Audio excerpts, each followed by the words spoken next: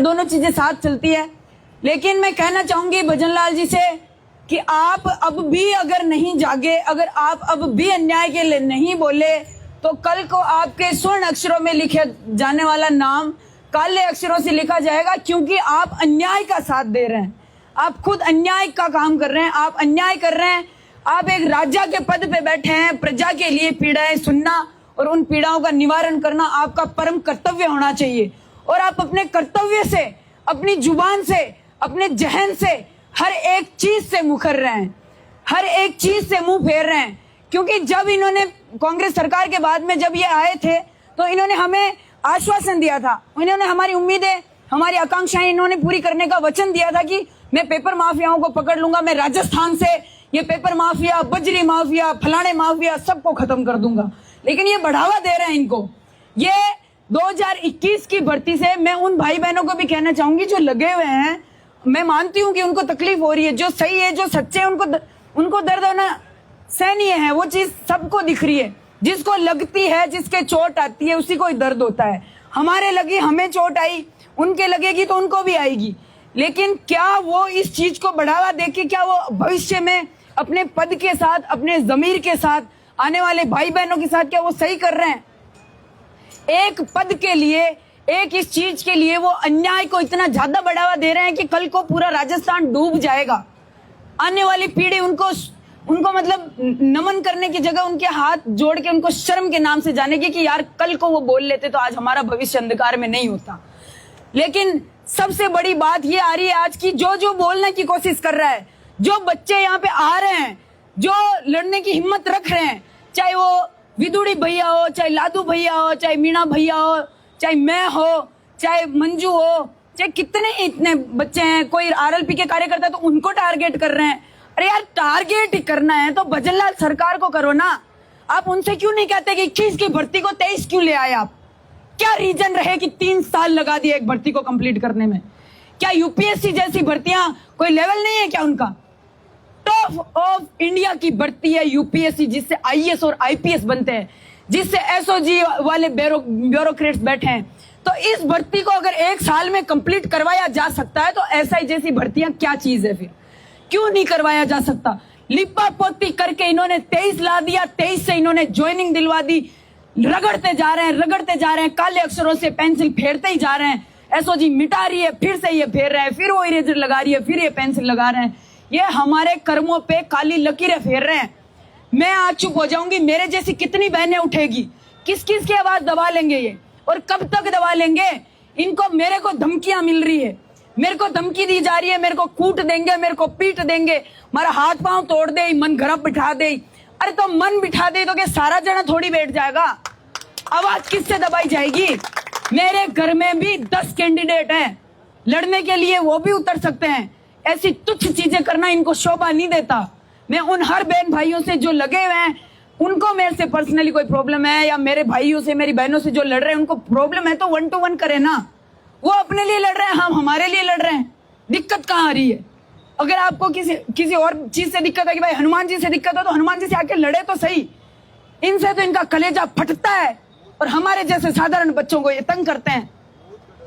तो इनको ये बोलना चाहूंगी, भाई ये मेरे लिए कोई आरोप प्रत्यारोप करते हैं तो ये आराम से लीगली उस चीज का सहारा ले ना। मैंने कहा इनसे हाथा जोड़ी करी है कि मुझे बख्श दो, मैंने कब किसी का फोन करवा दिया? मेरे शुभ चिंतक जो मेरे चरित्र को, मेरे हर एक चीज को जानते हैं, मेरी सत्यता पे विश्वास रखते हैं, मेरे लिए जो बोल सकते हैं, उन्होंने फोन कर दिया, उसमें मेरी क्या गलती है बताइए आप? आज हनुमान जी जिनका नाम भी नहीं जानते, वो उनके लिए भी तो लड़ रहे हैं ना। हर एक बच्चा, हर एक लड़का लड़की यहाँ पे एसआई के कैंडिडेट थोड़ी है, लड़ने वाले का नाम ही थोड़ी जाना जाता है। उन्होंने अपने जिम्मा थोड़ी ले रखा, मैंने कोई जाके उनको बोला थोड़ी है कि भाई आपके लिए मैं आपके विपक्ष लड़ रही हूँ, आप अपनी लड़ाई लड़ रहे हो, मैं मेरी लड़ रही हूँ। दिक्कत कहाँ आ रही है? इनको मेरे से कोई समस्या है तो मेरे से आके बात करे। दूसरी बात, इनको ये लगता है कि ये डेट पे डेट लेके युवाओं को दबा देंगे, आवाज को दबा देंगे, तो इनकी बहुत बड़ी गलतफहमी है ये। पहला विश्वास तो हमारे लिए हमारे सुप्रीमो पे है कि हनुमान जी बैठे हैं तो लंका को, अन्याय की लंका को तूड़ी लगा के उठेंगे। और हम इसकी लड़ाई में, इस लड़ाई में हम उनके साथ है या वो हमारे साथ है, ये दोनों चीजें हमें स्पष्ट करने की बिल्कुल भी जरूरत नहीं है।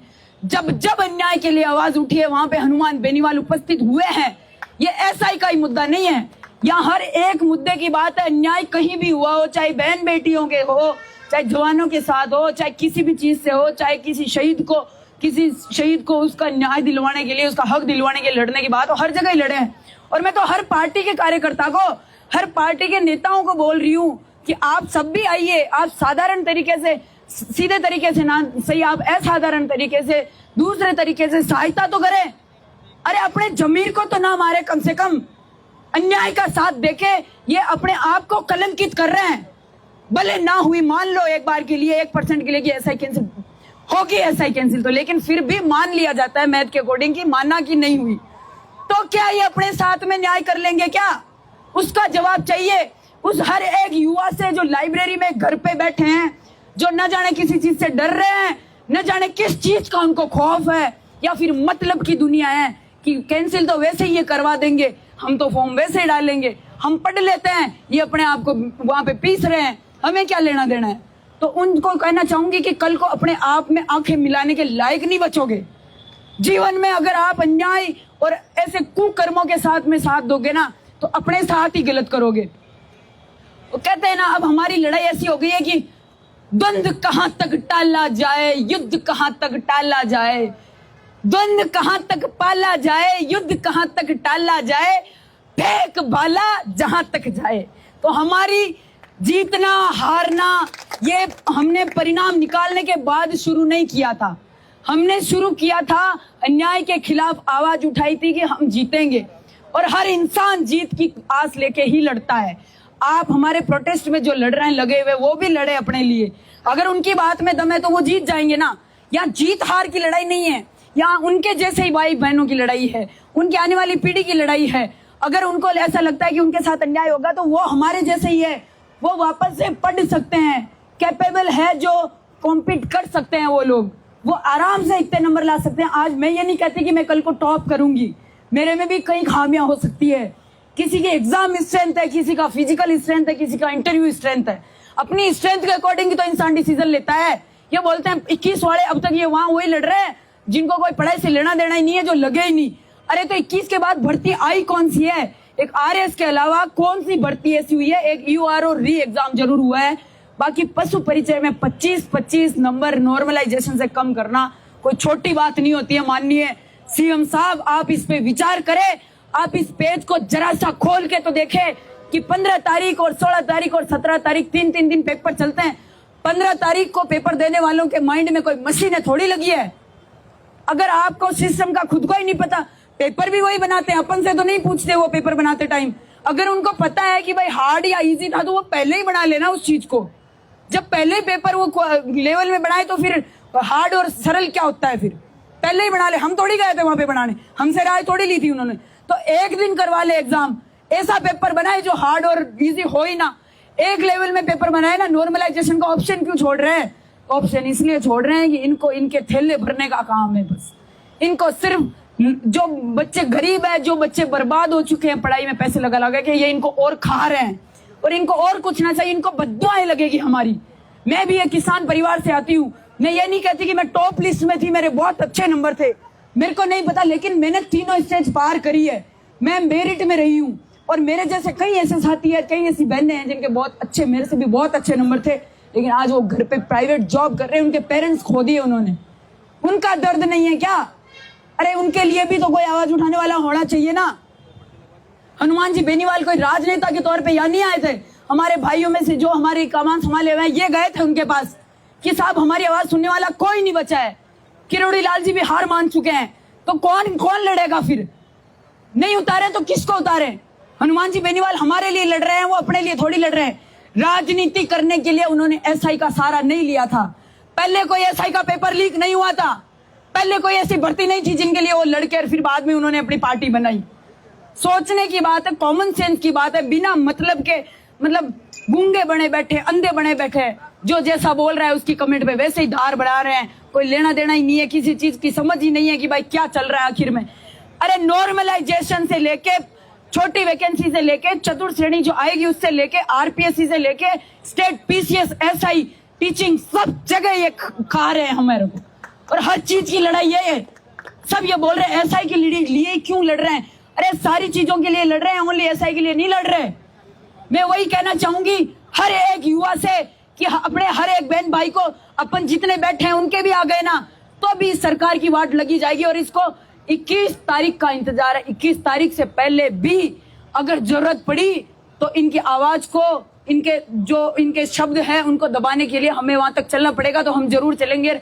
मैं हनुमान जी बेनीवाल के साथ हूँ, मैं मेरे उस हर एक बहन भाई के साथ हूँ।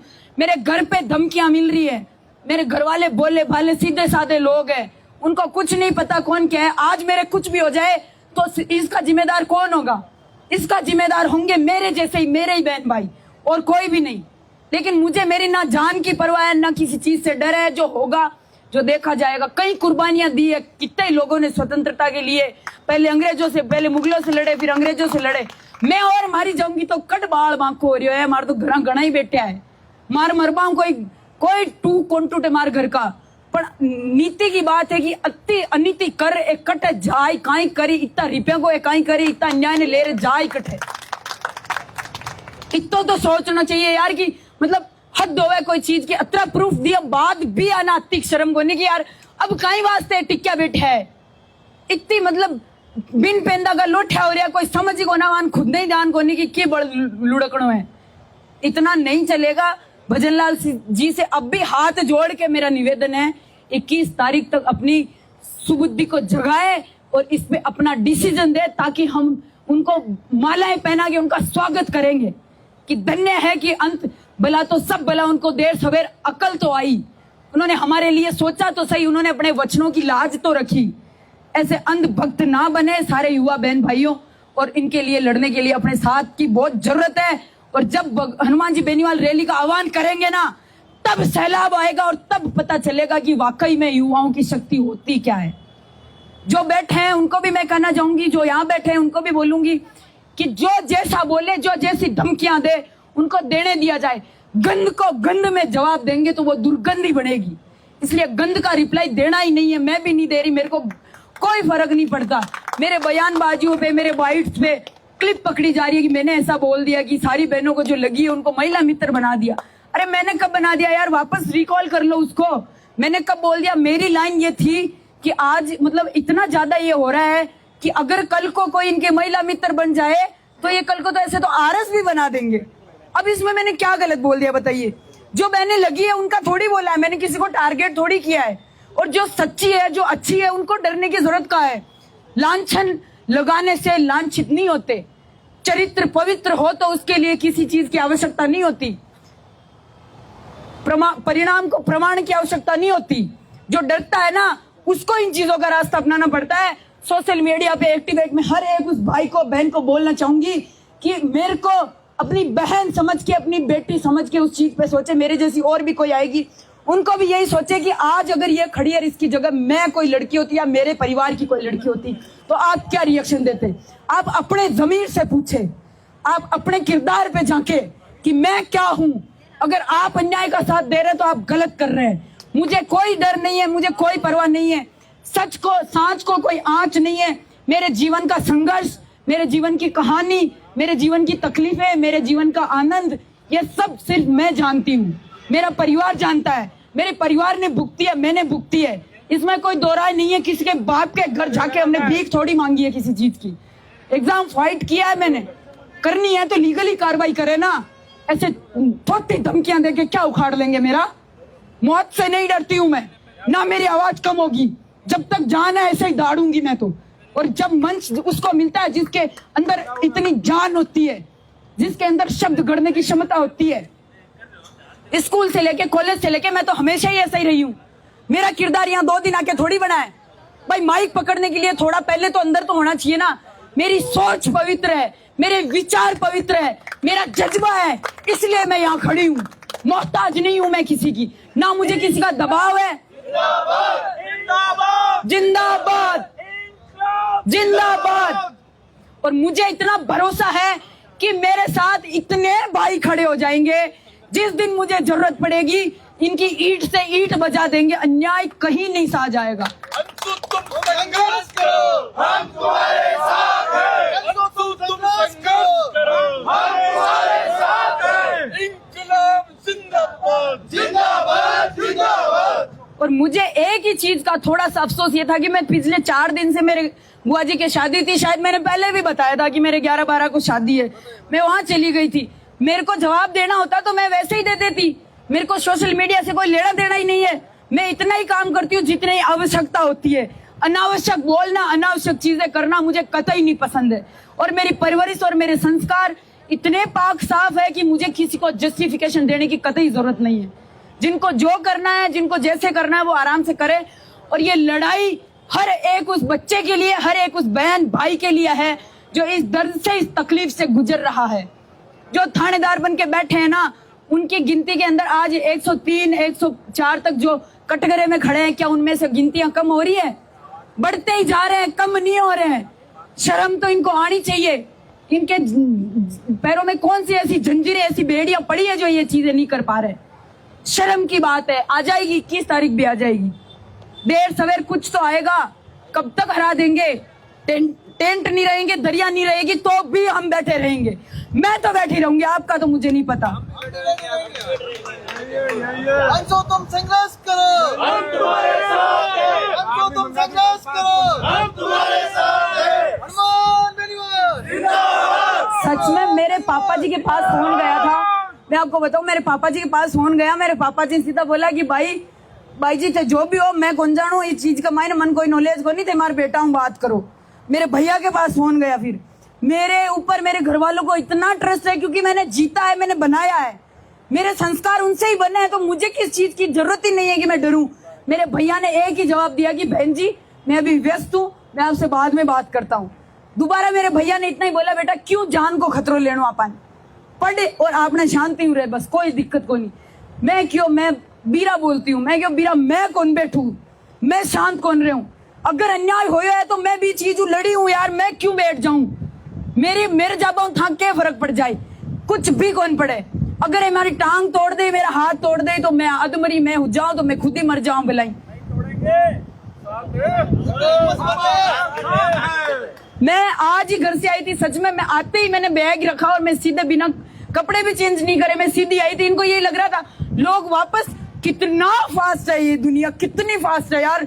मतलब इनको जहाँ जरूरत होती है वहां फास्ट स्पेशल नहीं करेंगे ये। इनको रिप्लाई रीट्वीट करना जरूरी है कि वो जवाब क्यों नहीं दे रही, वो धरने पे क्यों नहीं आ रही।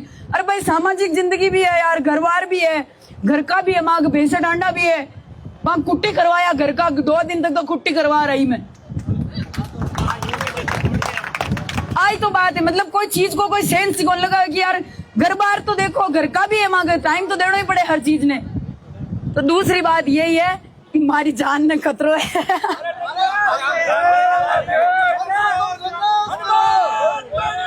बाकी जिंदाबाद, लाल सिंहासन डोला है, लाल सिंहासन डोला है, जिंदाबाद।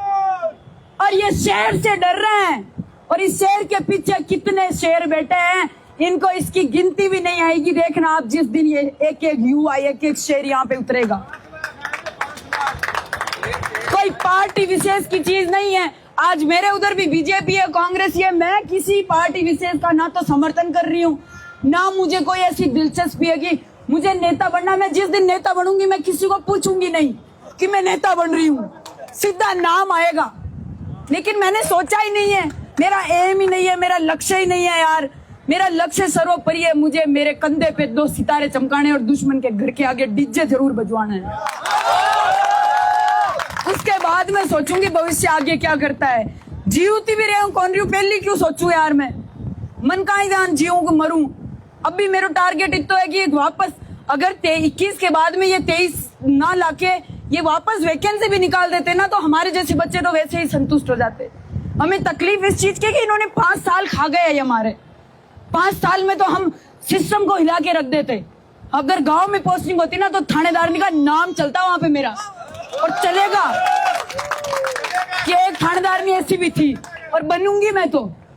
कर लेना, जो करे वो बन के ही रहूंगी, चाहे उसके बाद में मुझे आगे कुछ भी करना पड़े। लेकिन मैं पोस्ट निकाल के, और इनके जो मेरे लिए बोल रहे हैं उनके मुंह पे तमाचा यही है कि पढ़ने वाले बच्चों के जो लक्ष्य सर्वोपरि होते हैं, मेरा लक्ष्य सर्वोपरि है।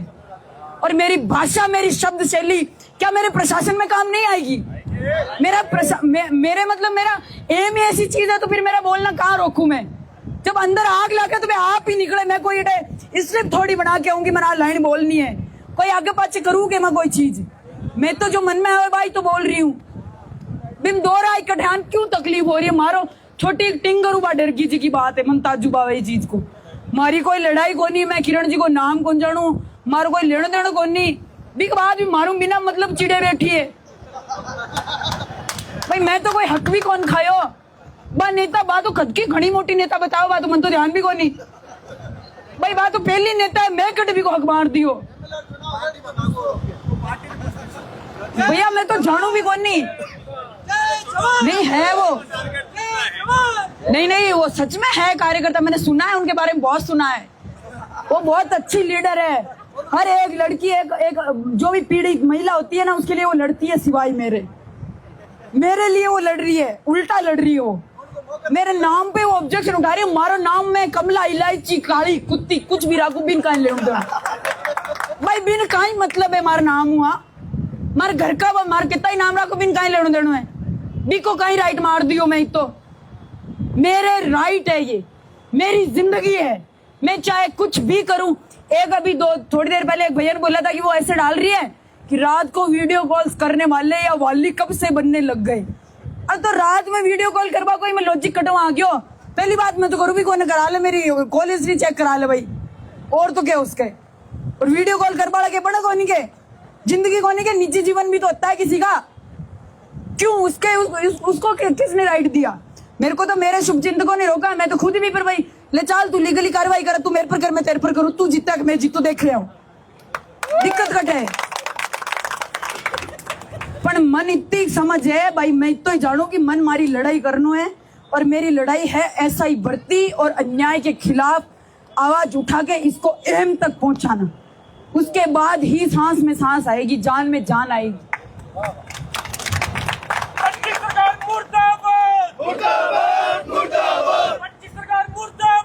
मुर्दाबाद मुर्दाबाद।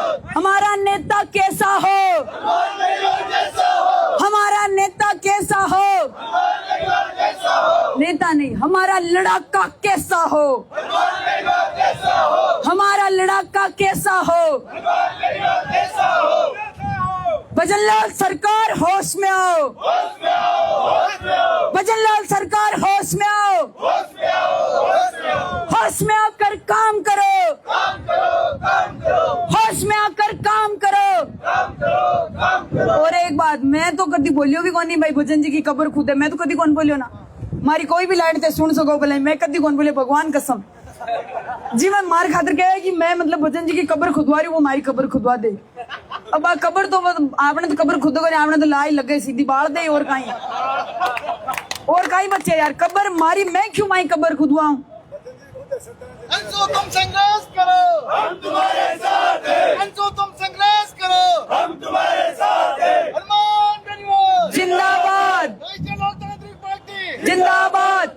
जब युवा बोला है, राज सिंहासन डोला है, जब युवा बोला है, राज सिंहासन डोला है। मोदी सरकार होश में आओ, होश में आओ, होश में आओ, होश में ना आओ तो डूब मरो, डूब मरो, डूब मरो।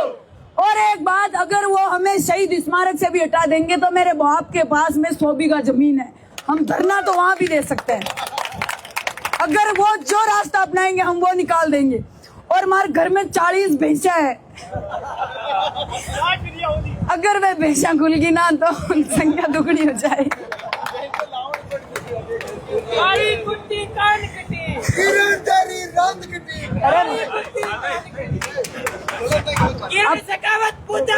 नहीं अब शब्दों का इस्तेमाल नहीं करना।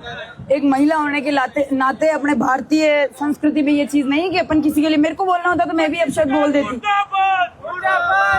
अब शब्दों का इस्तेमाल कायर करते हैं, और अपन कायर नहीं है, अपनी सेना कायर नहीं है, अपना हनुमान कायर नहीं है कि हम भी कायर बने। कायरों का काम है ऐसे अपशब्द और उपद्रवी काम करके और किसी का जवाब देना। जरूरत पड़े ना तब हम जवाब देते हैं, बिना मतलब के ना बोलना पसंद करते हैं, ना हमारी एनर्जी वेस्ट करना पसंद करते हैं। बाकी कम में ज्यादा समझ ही गए होंगे जिनको हमें समझाना है। हमारी लड़ाई है हमारे हकों की और हमारे साथ है ये आरएलपी के प्रत्येक कार्यकर्ता का मैं धन्यवाद दूंगी। हमें गर्व है कि आरएलपी के अंदर ऐसे और हनुमान बहुत बैठे हैं जो हमारी पीड़ाओं को, हमारी समस्याओं को समझते हैं और कल को हमें इनकी ही जरूरत है और ये ही हमारे लिए सुप्रीमो होंगे। और हमें लाना है ऐसे लोगों को जो हमारे लिए लड़ सके, हमारे लिए बोल सके। अंदर जमीर जिंदा होना जरूरी है। जमीर के बाद में आती है जिद और जिद के बाद में आती है जीत और जीतता वही है जो लड़ता है। बाकी गड़ो बैठ गयो। Thank you. भारत माता की। एक जोशीला मैं 2-4 लाइन सुना देती हूँ। वो जो मैंने 2 लाइन बोली थी वो मेरे को थोड़ी सी याद थी, वो बोल देती हूँ, मन में रह जाएगी मेरे।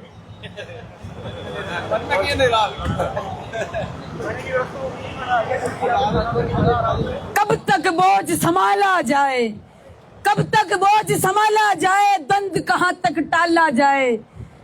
दूध छीन बच्चों के मुख से, दूध छीन बच्चों के मुख से, क्यों नागों को पाला जाए, क्यों नागों को पाला जाए। दोनों ओर लिखा है भारत, दोनों ओर लिखा है न्याय, दोनों ओर लिखा है न्याय, सिक्का वही उछाला जाए।